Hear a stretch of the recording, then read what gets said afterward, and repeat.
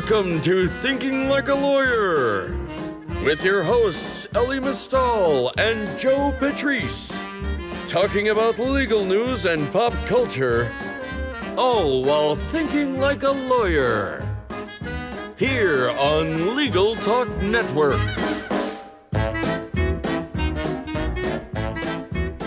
Welcome to another edition of Thinking Like a Lawyer. I'm Joe Patrice from Above the Law. With me, Elie Mistal. What's up? You know, not much. Happy birthday, America. Yes, well, this episode is obviously a bit separated from that, but yes, the 4th of July did happen last week. I read a great article, I forget where, which is bad interneting by me, but I'm sure if you Google it, there's a great article about how the 4th of July was like super celebrated by African Americans after the end of slavery. They really adopted it as a super important holiday until the South was like, we can't have you Negroes gathering, and just killed those celebrations. And now, in the great words of Frederick Douglass, what does the 4th of July mean to a slave, man? This holiday is not their best one for me. But that's not what I'm pissed off about. I'm not pissed off about the history of slavery and oppression of this country right now. I'm pissed off about the fact that we don't have more oppression on one particular issue. Why the hell are fireworks legal anywhere? Why? I mean, I get freedom. Woo! I should be able to blow my own hand off. Woohoo! It's ridiculous, and I really didn't get it. Like, I have my peoples are in Indiana, which has some of the most lax fireworks laws on earth. I mean, you can buy anything out there and set it off in your goddamn garage and, have progressive come when you burn your house down. New Jersey has a full ban, and that's probably because, New Jersey people. New York doesn't have a full ban, which I didn't really realize until I moved out to the suburbs, because obviously the controls in the city are much tighter. But in the suburbs, in certain counties, you can buy certain kinds of fireworks. So we're out. We don't take the kids because it's the traffic and the people and who needs it. From where we sit, we can on our balcony. The wonder. You can see fireworks, right? You can see what they're doing. Really, with the fireworks that they throw off on the Long Island Sound, we can kind of see from our house. So it's fine, and they're fine. They don't care. But then our neighbors 2 houses down, they start shooting off fireworks. And I'm like, what in the crap is this? How in the hell is that legal? Because, I don't know. They could shoot off the firework and it's going to land on my house and burn my house down. And I'm the one being responsible. Not to be all like a white woman, but I thought about calling the cops. I didn't because I'm not a white woman. Right. But I thought about calling the cops on my neighbors who were shooting off what I believed to be illegal fireworks. Yeah. Okay. What I learned this year is there are some stages that people go through. There's the stage in your early 20s where you start going to a lot of weddings, and it's just like that's your time of life where you go to a lot of weddings. What I learned this year for the first time through Facebook was that I've reached a stage in my life where a bunch of people I know have an irrational hatred of fireworks. It wasn't just you. It was tons of people being like, I have a dog, so people shouldn't be allowed to have fun. And I was like, I don't understand how I got to this point where a bunch of people hate fireworks. But no, I have no problem with them. They're awesome. I did not buy a bunch of exploding things, but, That's because you grew up in, Oregon or Botswana or wherever the hell. Some place where, there's not a lot to burn down. I mean, that's literally that stupid Bundy Ranger group thing was that they tried to burn down Anyway, point is, in Oregon, but whatever. I don't understand where it came from. I'd never in my life seen people in my Facebook feed go nuts about how much they hated fireworks, but it was this year. This is the year I became old enough that I know a bunch of people who hate fireworks. Good to know. That magic number appears to be 27, as I would say. Anyway, so, you know what? If you want to... How do we do this? Okay. No, I'm just seeing if you even remember the script that I've read so many times. He doesn't, but I do. Are you a lawyer looking for a new job to advance your career, or are you out there Looking to hire someone to grow your legal team? In either case, Major Lindsay in Africa can help you navigate the legal landscape. With more than 35 years of experience in legal recruiting, Major Lindsay helps law firms and legal departments thrive in today's ever-changing market and matches lawyers and legal professionals with opportunities where they can flourish. Learn more at www.mlaglobal.com. You get a new job, you can shoot off some fireworks. That's right. You can afford more fireworks. Well, today, we're not talking about fireworks for much longer. We are talking about things that explode. We are talking about things that explode. In particular, we're talking about law schools, and not just any law schools. We have that ATL ranking U.S. News episode where we talk about the elite of the elite law schools. But today, we're going to talk about a subclass of law schools that are generally speaking at the very low end of the totem pole reputation-wise. These are the for-profit law schools. So we're going to talk about that because we have a guest today. We have Dr. Riaz Tejani, who has a PhD in social anthropology from Princeton and has a JD from USC, where he was a fellow at the Center for Law, History, and Culture.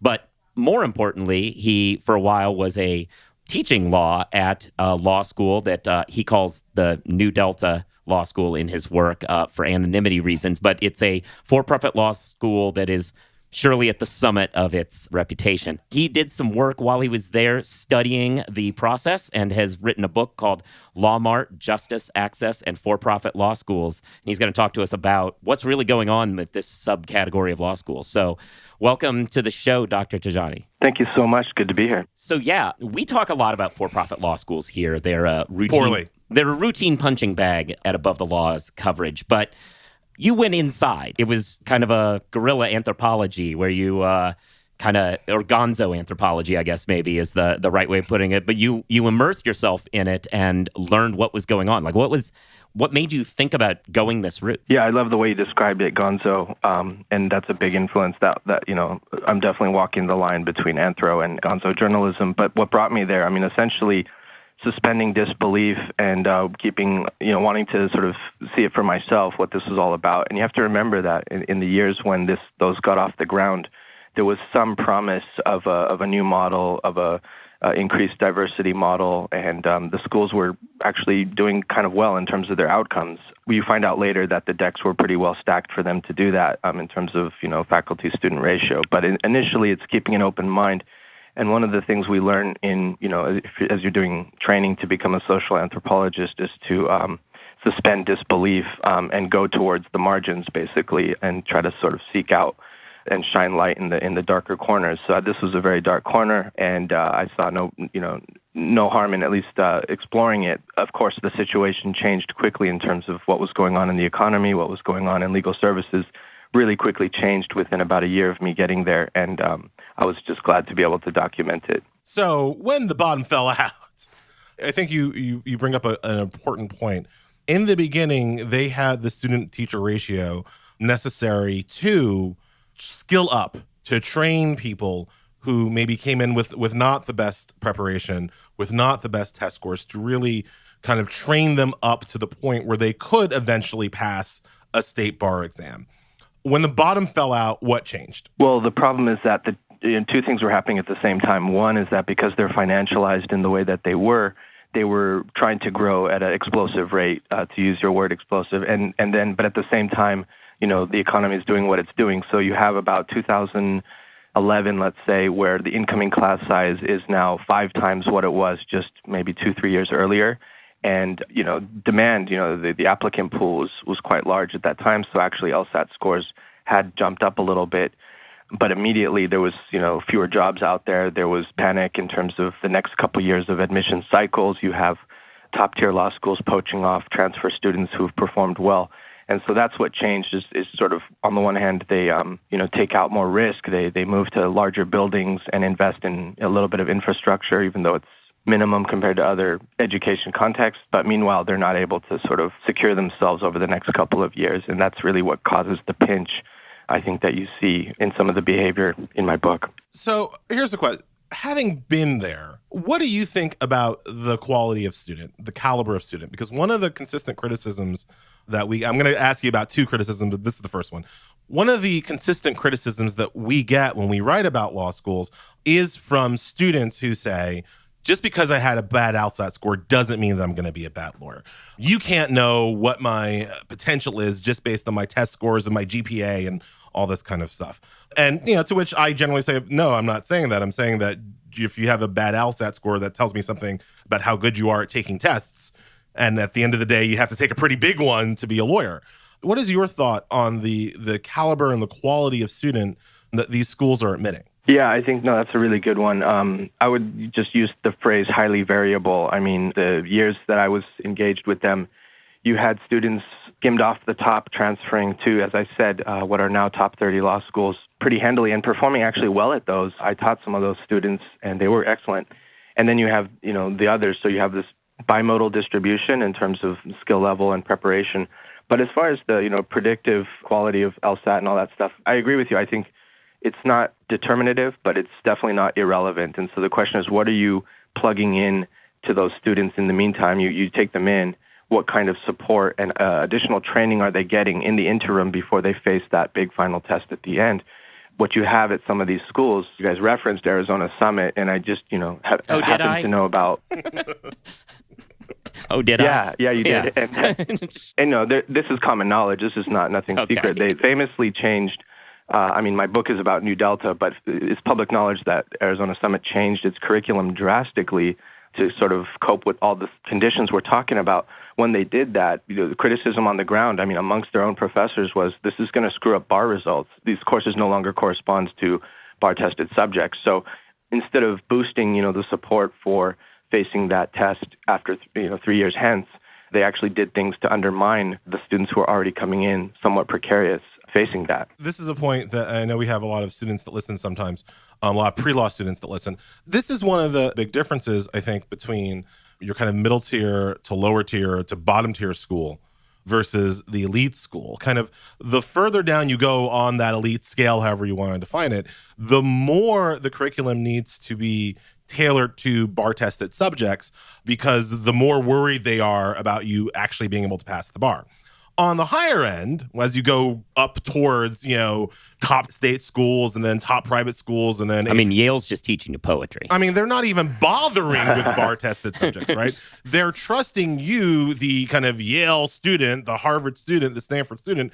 They figure that you're going to be able to study for the bar in 6 weeks, right? And having gone through the process, it's a stressful 6 weeks, but you can't, if you have this a certain kind of preparation and training and whatever, you can cram the bar in 6 weeks. And that's what Harvard makes you do. It doesn't spend 3 years teaching you about the bar exam. It doesn't really care about that. Down on the other end of the scale, once you get towards, and I'm not going to, State University of Northwestern Vermont, that's when they really need to hammer in those bar-tested subjects. Yeah, absolutely. And, the question is, what do faculty want to do? What are they up for? And, how bored are they of themselves and so forth? But if you're truly committed to, a law school model that's aimed at the at-risk students, then you're, committing yourself to preparing them for that exam. And, you got to be willing to do that. At the schools I observed, the faculty actually were very much willing to do that. That's the sad part, is that no one had pretensions of teaching, poetry and the law. They actually were happy to be teaching Civ Pro 1 and 2, Torts 1 and 2, basically doubling up what you would get at a top 20 law school on any of the bar-tested subjects. It was decision makers elsewhere, sometimes off-site, kind of mandating that they shake up the curriculum. Why? Because there's some investors somewhere that need to be comforted. Jesus. Yeah. Well, now, one of the criticisms, so many times when we write about this and we make fun of these, not make fun of, just say that these schools are a problem and are underserving their students. One criticism that always comes back from the schools themselves and their supporters is, well, you hate diversity for criticizing us. We're the people out there who are bringing in minority students in large numbers that the other law schools aren't, and we're here actually helping diversity. We have taken the stance at our website that that's a noble cause that they are exploiting, and they are pretending to care when they're really just taking money from these kids and leaving them in the lurch. But you've actually done we just pop off about that, but you have done the actual work witnessing all this, and your conclusion seems to be largely the same. Identical. And what my book is actually doing is going sort of deep into it to say, well, if that's the case, if you're instrumentalizing diversity to kind of paper over a financial, model, a dubious financial model. What does it take to get people to buy into that? What does it take to get people coming in day after day, contributing to that, And so my work, if it's, among other things that it's doing, is sort of pulling back the curtain and saying like, well, hey, faculty, how did you feel about the work you were doing? Did you feel like you were preying upon something, or did you feel like you were serving a cause? And as you can see, and the book kind of tracks the evolution in thinking. People talk about, well, in the beginning, this was a great opportunity. We were doing something kind of radical. And by the end of it, it's like, I feel bamboozled. The scary thing is that that's sometimes the same narrative, the same story you see unfolding with like cults, Jonestown was a highly diverse church, in the Bay Area before, and they got pushed out. And there's this utopian ideal that starts and then, goes awry. That's kind of a big jump in terms of the analogy, but it's actually some of the same behavior. One line from a article that you wrote, which really resonated with me, that kind of hits at this disingenuousness for a cause. A line in this article was, in this way, diversity became one of the school's strongest assets. The very groups most in need of regulatory protection became the means by which executives could argue for increased marketization. Basically, they utilized the idea of diversity as a way in which they could strip away more and more regulatory protection. And in this case, the regulatory protection, in theory, would be coming from the ABA, who is the entity who's supposed to be policing this accreditation, which for years they didn't. They've started to, and that's not going well. Right. The segue into my next question actually was, what do you think, having been there, what do you think the ABA needs to do to ameliorate the problem that these schools present? Yeah, that's always the question. I mean, the first disclaimer I say is that, I'm trained as a researcher, descriptive sort of analysis of what's going on, and less so as a policy, sort of expert wonk to come in with solutions. At least you're trained at something. I'm trained at Fortnite. But, one has to think about, one has to engage this question. So, at the most basic level, they have to be doing their job as, they're fulfilling their mission, which is to enforce those standards the way they're written.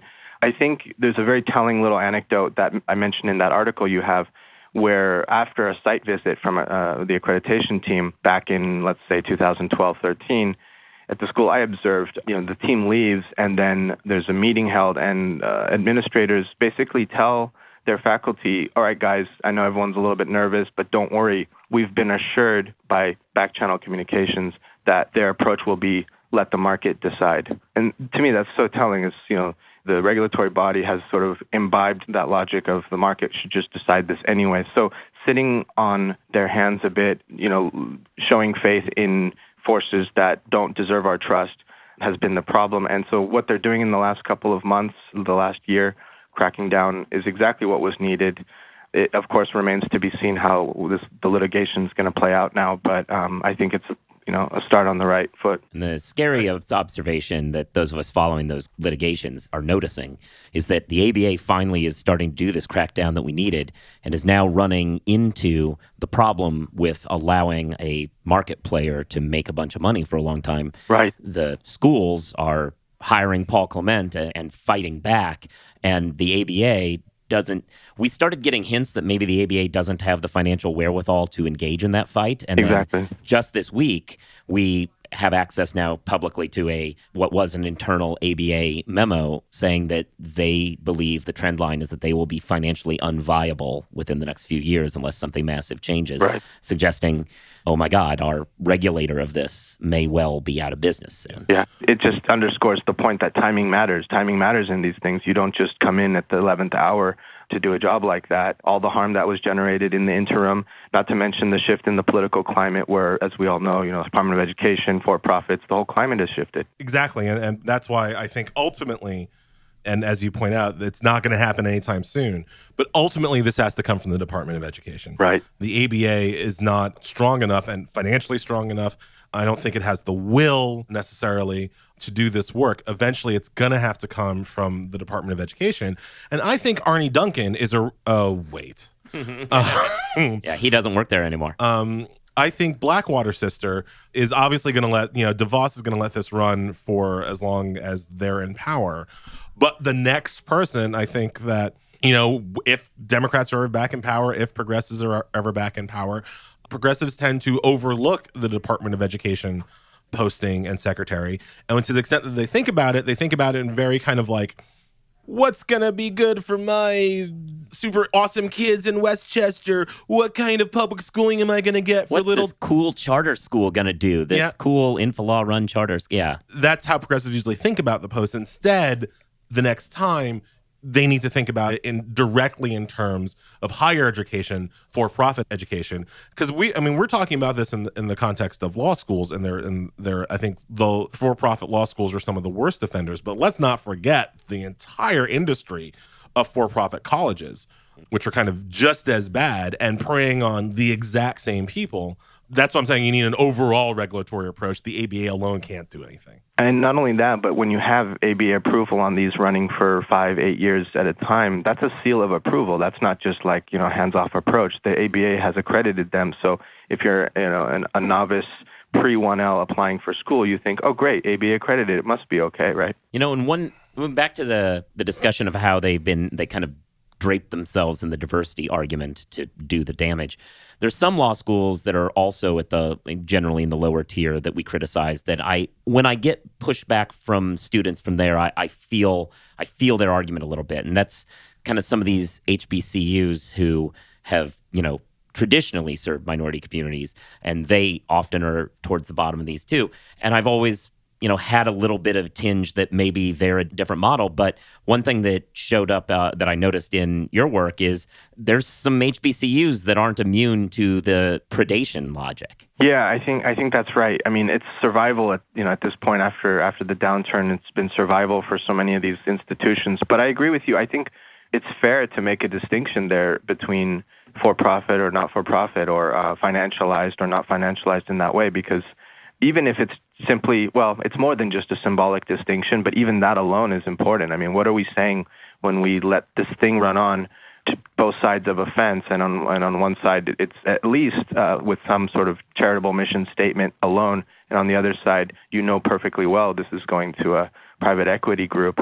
I think it does, it's fair to make the distinction, but both have to be dealt with. I guess it's a matter of sort of starting with the worst offender. And to some extent, they're coming together, going back to the summit discussion. Yeah, they signed a deal with an HBC. Yeah, That's right. And this is back to, my work and a lot of what you guys are saying is actually, this is social philosopher Nancy Fraser, who had some really good work a couple years back on she describes how we've gotten to where we are, and basically argues that after the 60s, the sort of idealist social justice mindset was sort of taken over or co-opted by the words neoliberalism, but you don't need that word. It's just this sort of like laissez-faire kind of economics, marketization, market faith, and that somehow social justice and markets got deeply tied together, and the idea of a strong regulator got pushed aside. And so when you see HBCUs partnering up with a law school owned by a private equity firm, you're seeing exactly that. Now there's suddenly faith in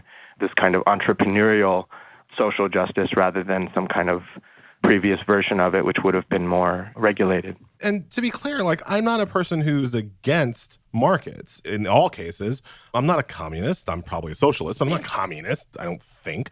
But the pushback that I always try to give to the free market, laissez-faire capitalists in my life, of which there are a few, is that markets only work when you have transparency. Right. And one of the keys of the for-profit sale is to not have the kind of transparency that people need to make an informed decision, right?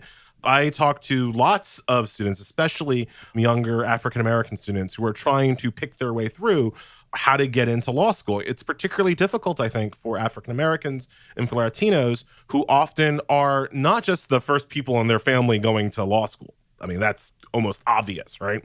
A lot of times they're the first people in their family going to college. A lot of times they don't have any other lawyers in their life, right? They became interested in the law because some lawyer did something to their family, not because some lawyer was a mentor to them in their upbringing. So they really have no idea of what the operative difference is between Harvard and Yale. They don't have a clue what the operative difference is between Tennessee and Vanderbilt and Emory and Charlotte School of Law. Yeah. And that's where I say the transparency is so important. If you give them the information, they are more than capable of making an intelligent choice for them.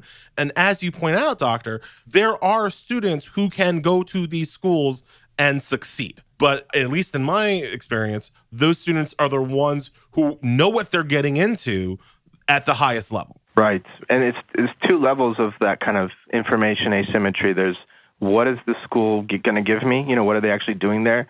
And the other one, we don't talk about that much, is in many of the minority communities, there's a larger just general faith in the law and in justice and in, the gains that have been made over the decades now being undone to some extent. But, this dual sort of asymmetry, whereas, I think, the savvier incoming students tend to have, for all these reasons you're describing, more of that information. And so I agree with you. I think there's a pretty good economic sociologist out of Princeton, Viviana Zelizer, and she talks about what she calls a multiple markets perspective, saying basically you do want to have free-flowing markets in some sectors and you want to have very tight protection in others. And the distinction tends to be around, public versus private goods. Well, this was fantastic. Thank you so much for joining us and discussing. Can't wait for the hate mail. Yeah, well, we'll get some. But I generally think people get this. But yeah, no, thank you so much. Thanks for doing all this work. Actually, Seriously. more so than us just kind of saying this, somebody who actually can go in and talk about the details of it. And that's in the book, LawMart, Justice, Access, and For-Profit Law Schools. Thanks again for joining us, Dr. Tejani. Thank you both, guys. For everybody else, thanks for listening. You should subscribe. You should review it. You should write a review, give it stars, tell your friends, go over to your neighbor. Especially if they're thinking about going to law school. Go to your neighbor who you've never met. Tell them that that's what they need to be doing, is listening to Thinking Like a Lawyer, all of those things. Read Above the Law, as always. Follow us on Twitter. He's at EllieNYC. I'm at Joseph Patrice. Listen to other Legal Talk Network shows. Thanks to MLA for sponsoring this episode. And that is everything I've got. We'll talk to you soon. Have a nice one. If you'd like more information about what you've heard today, please visit LegalTalkNetwork.com. You can also find us at AboveTheLaw.com, ATLRedline.com, iTunes, RSS, Twitter, and Facebook. The views expressed by the participants of this program are their own and do not represent the views of, nor are they endorsed by, Legal Talk Network, its officers, directors, employees, agents, representatives, shareholders, and subsidiaries. None of the content should be considered legal advice. As always, consult a lawyer.